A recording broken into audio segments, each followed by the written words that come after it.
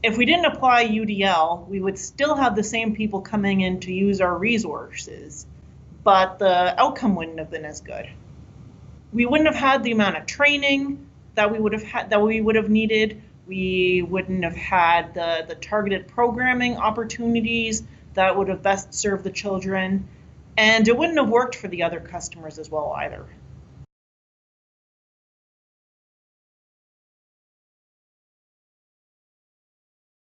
We were able to search through online webinars, we used Project Enable, we used online training workshops, being that we're remote. Well, we're not actually really remote, but we're not close to a huge city center either.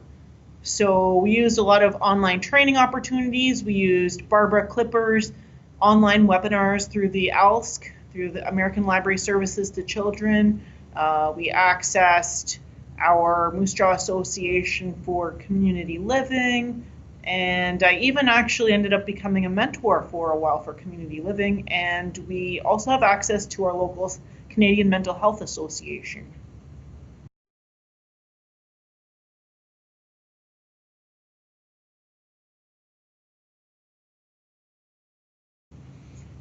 It actually ended up being a really great experience for everyone.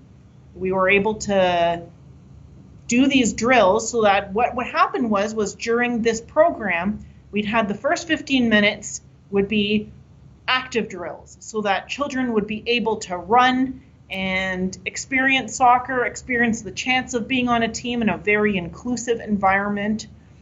Then the second component, once they'd gotten all their energy out, was reading them books. We read inclusive picture books that included a variety of different children from different backgrounds and different abilities. And then we evaluated it at the end of the project, and parents were really, really excited about it. We used the project outcome, and we had some really great comments from that.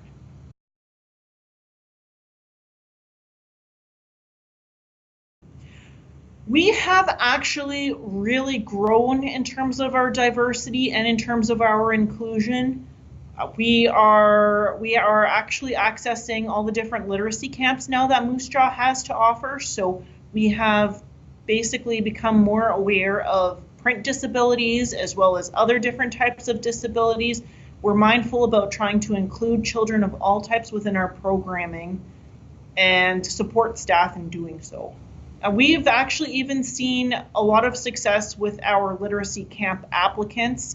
As a board member for the Literacy Network, I'm able to say that we've supported over 40 children with maintaining their grade status. I've seen an increase in people participating in summer reading club. It's led to us hosting at some different points programs for teens who have the nonverbal form of autism. It's led to me having an interest in volunteering with Girl Guides, which is how I met that young girl with autism.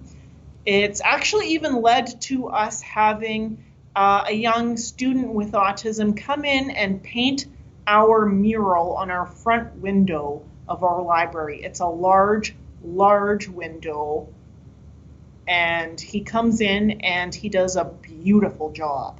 I even have to say that your creativity can even extend to the whole fines area of the library.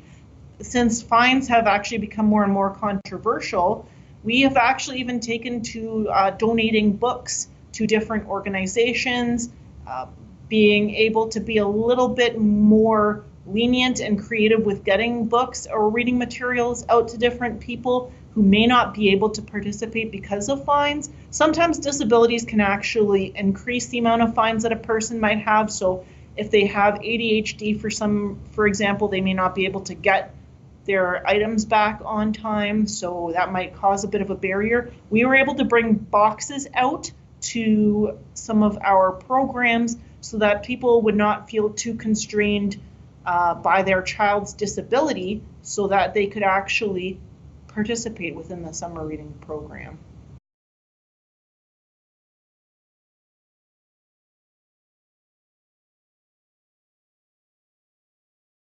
Universal design can be done by any library on any different budget scale. My ideas were actually first that I needed to do the research in order to be able to solve this problem. I also, it didn't come about right away. It's taken several years, months, trial and error, but that's okay too. We try to access as much free stuff as possible so that we come in within our budget, but we also make use of good quality resources when we can.